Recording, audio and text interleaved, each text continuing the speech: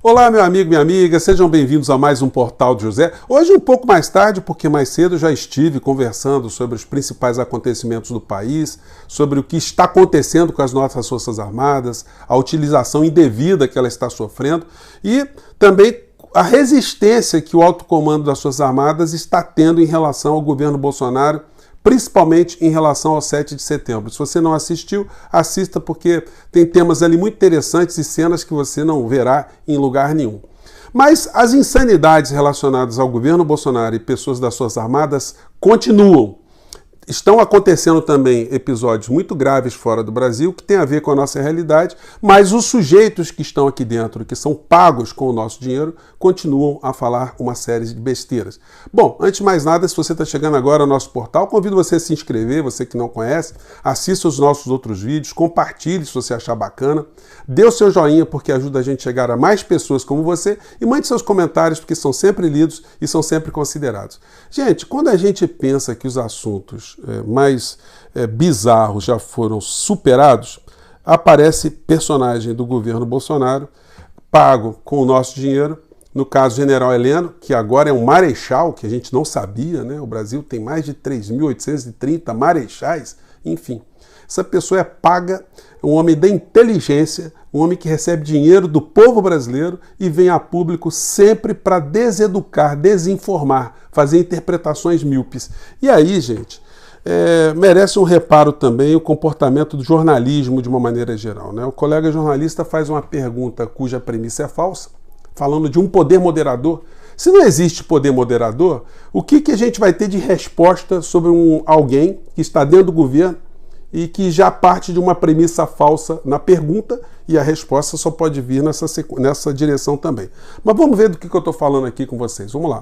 Hipótese de que ele poderá ser usado em alguma circunstância? Ele está perguntando se o artigo 142 pode ser utilizado de alguma maneira, colocando o poder, as suas armadas como uma espécie de poder moderador. Vamos lá. Bom, se ele existe no texto constitucional, é sinal que ele pode ser usado, senão não estava na Constituição, né? Se ele não fosse para ser usado, a Assembleia, a nossa Constituinte, quem escreveu a Constituição Federal, ela tem que ser chamada e perguntar, vem cá, por que eles colocaram isso aqui? Que a intenção clara parece ser essa.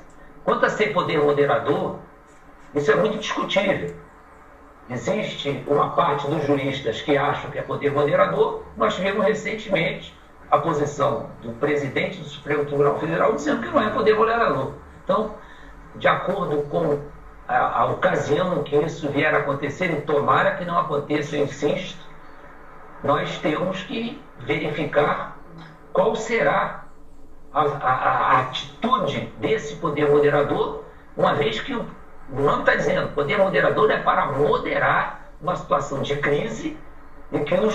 Gente, é muita ignorância. Um homem com os cabelos brancos deveria se dar o respeito para receber o respeito também, né? Mas aí como é que a gente pode aliviar na crítica quando uma pessoa que está numa responsabilidade muito grande, num cargo de altíssima responsabilidade, e vem a público falar besteiras, sempre no sentido de amedrontar a sociedade e desinformar. Se ele próprio disse que o Poder Judiciário, o Supremo Tribunal Federal, entendeu que não existe poder moderador, que acabou com a primeira Constituição brasileira de 1824, como é que ele diz que o Exército, Marinha e Aeronáutica podem ocupar a função de moderar, de ser moderador de alguma coisa? As Forças Armadas, elas têm que ficar na função de inércia e só devem ser provocadas se houver um conflito bélico, um conflito militar, que é para isso que elas servem.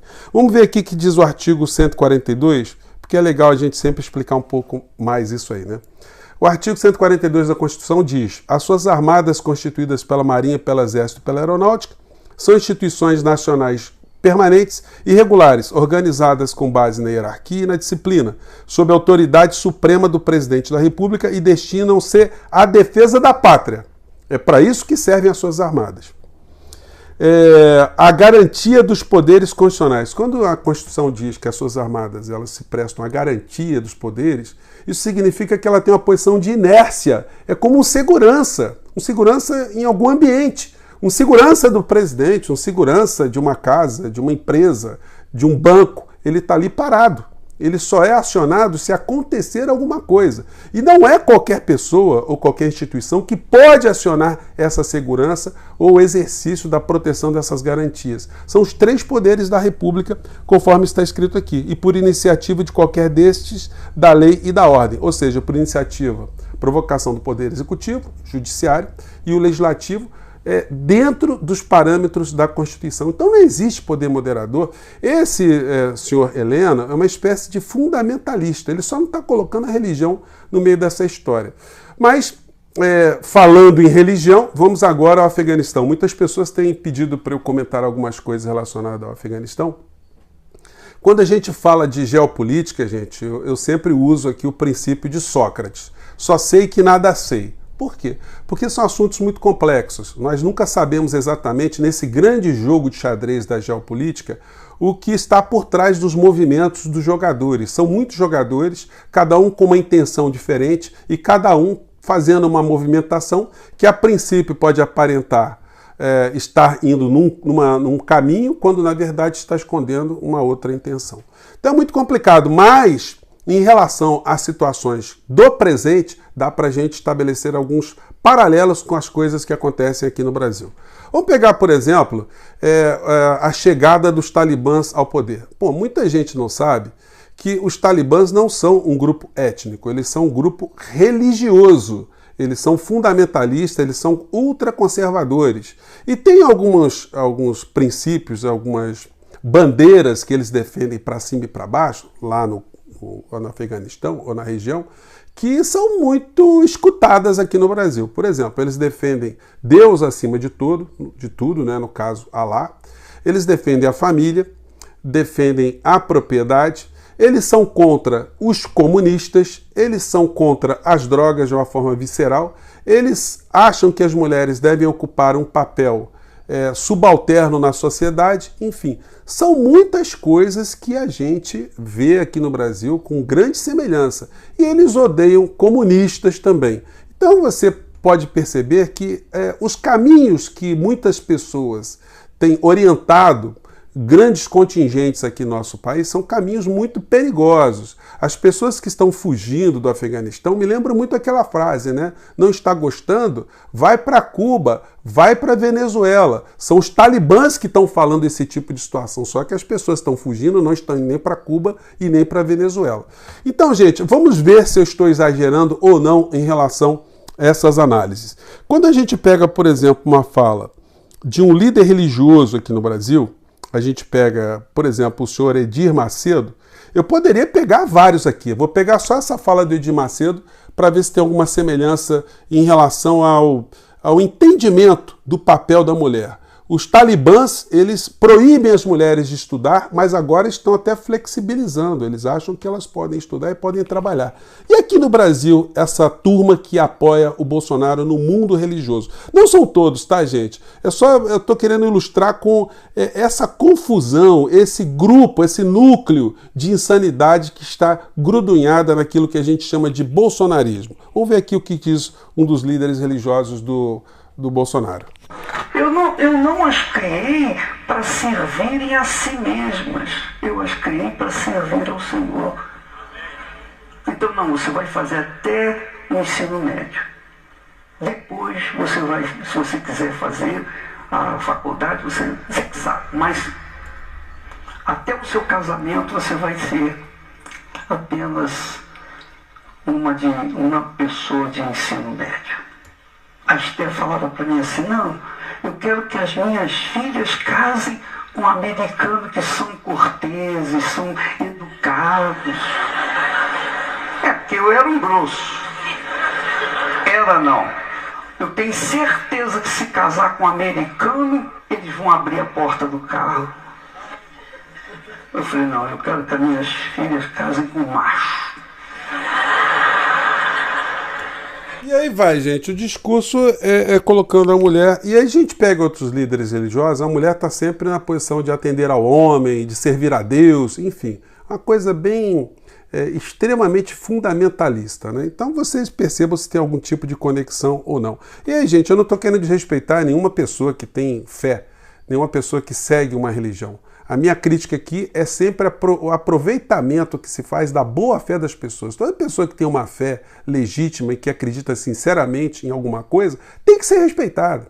A gente não pode querer ser tutor do espírito, da espiritualidade de alguém, né? A gente tem que respeitar sempre todas as pessoas e a diversidade é muito importante que se respeite. Mas, infelizmente, essas seitas, seja lá fora ou seja aqui dentro, são muito intolerantes. Eu estava com os vídeos aqui, mas eles não podem ser exibidos aqui de pastores falando sobre contra homossexuais, direitos de homossexuais, de feminismo, enfim. São bandeiras ultraconservadoras que só muda a língua. Os talibãs falam as mesmas coisas e provocam as mesmas indignações mundo afora. E essa gente mistura política com religião e aqui no Brasil especificamente estão todos nessa coisa que a gente chama de bolsonarismo. Só para ilustrar para vocês como é que essa gente também, eles detestam comunistas, esse aqui é o senhor Mohamed Najibullah, Dr. Najib, como ele era conhecido lá no Afeganistão. Um médico, prefeito da cidade de Cabul e comunista. Assim que os talibãs chegaram ao poder, não deu tempo dele ir para Cuba nem para ir para Venezuela. Ele foi apanhado, ele e o seu irmão, e eles foram castrados, gente. Você sabe lá o que é isso? Porque eram comunistas. E depois disso eles foram enforcados, foram assassinados, foram pendurados lá em Cabul. Então, quando a gente fica muito preocupado aqui no nosso país com essa mistura de política com religião, esse fundamentalismo, esse discurso que é absolutamente hipócrita do Bolsonaro, o discurso que é contra as drogas, contra homossexuais, que ele fala isso de uma forma muito implícita e às vezes até de forma explícita, quando ele manda os comunistas ir para Cuba, para Venezuela, quando o discurso é da intolerância, quando o discurso é pelo fundamentalismo, o falso fundamentalismo, quando ele fala Deus acima de tudo, defendendo a pátria, a família, enfim, é o mesmo discurso fundamentalista que está provocando essas cenas aterradoras que a gente está vendo no mundo inteiro. Então, que isso sirva de reflexão.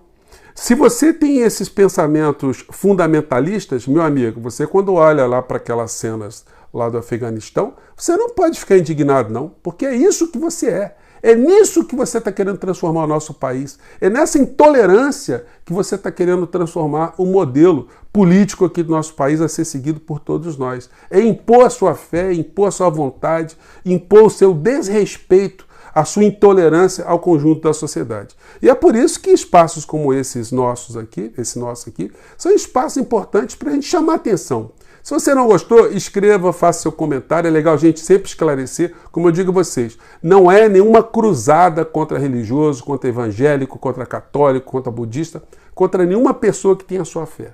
Mas é fundamental numa sociedade democrática que todos nós tenhamos a obrigação de respeitar a espiritualidade e o comportamento individual de cada ser humano, resguardadas as suas individualidades diante dos direitos coletivos que são de todos nós, né? Afinal de contas, nós vivemos numa sociedade, num país. E é por isso que eu estou aqui para jogar essas luzes, jogar essas pequenas informações aí que podem ser muito importantes para muitas pessoas, né? Gente, eu fico por aqui. Um grande abraço.